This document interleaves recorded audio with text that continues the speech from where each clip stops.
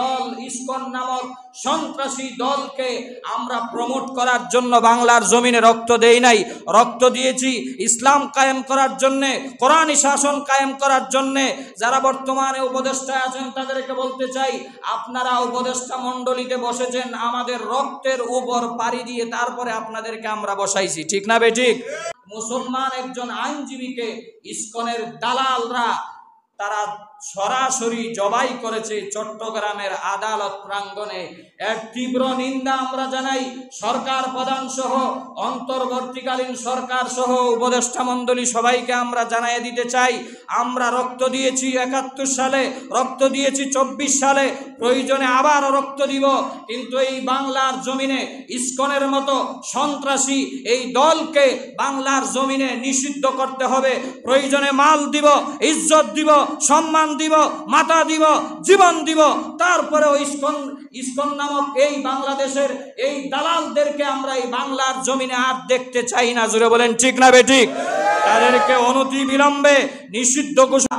তৌহিদি জনতাই ৭১ সালে রক্ত দিয়েছে, ২৪ সালেও যারা স্বাধীনতার জন্য রক্ত দিয়েছে তারা ছিল ইমানদার, তারা ছিল আল্লাহওয়ালা, তারা ছিল খুদাবিরু, তারা ছিল কোরআনওয়ালা, তারা ছিল দেশপ্রেমিক। জুড়ে বলেন ঠিক না বেঠিক? এই জন্য ২৪ সালেও আমরা স্বাধীনতার রক্ত দেওয়ার পরেও যাদের রক্তের বিনিময়ে আমরা এই ২৪ সালে স্বাধীন করতে পারলাম, এই উগ্রবাদী হিন্দুত্ববাদী দল ইসকন নামক সন্ত্রাসী দলকে আমরা প্রমোট করার জন্য বাংলার জমিনে রক্ত দেই নাই, রক্ত দিয়েছি ইসলাম কায়েম করার জন্যে, কোরআনী শাসন কায়েম করার জন্যে। যারা বর্তমানে উপদেষ্টায় আছেন তাদেরকে বলতে চাই, আপনারা উপদেষ্টা মণ্ডলীতে বসেছেন আমাদের রক্তের উপর পাড়ি দিয়ে, তারপরে আপনাদেরকে আমরা বসাইছি, ঠিক না বেঠিক? এই জন্য যারা বাংলাদেশে সাম্প্রদায়িক সম্প্রীতির দেশ, আমরা মারামারি দাঙ্গা হাঙ্গামায় আমরা বিশ্বাস করি না। আমরা ভালো থাকতে চাই, আমরা দেশকে ভালোবাসি, আমরা দেশপ্রেমিক, আমরা তাওহীদ প্রেমিক, আমরা কোরআন প্রেমিক, আমরা আল্লাহকে ভালোবাসি, আমরা ইসলামকে ভালোবাসি।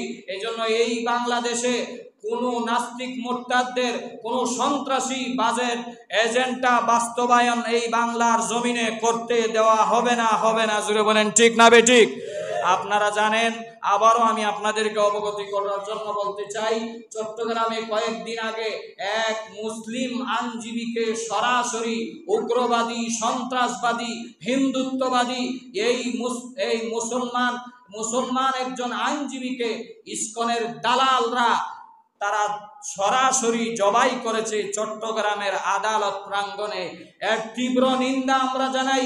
সরকার প্রধান সহ অন্তর্বর্তীকালীন সরকার সহ উপদেষ্টা মণ্ডলী সবাইকে আমরা জানিয়ে দিতে চাই, আমরা রক্ত দিয়েছি ৭১ সালে, রক্ত দিয়েছি ২৪ সালে, প্রয়োজনে আবারও রক্ত দিব। কিন্তু এই বাংলার জমিনে ইসকনের মতো সন্ত্রাসী এই দলকে বাংলার জমিনে নিষিদ্ধ করতে হবে।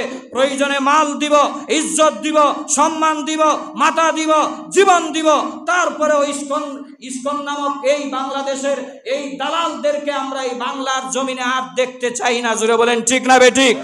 তাদেরকে অনতি বিলম্বে নিষিদ্ধ ঘোষণা করতে হবে।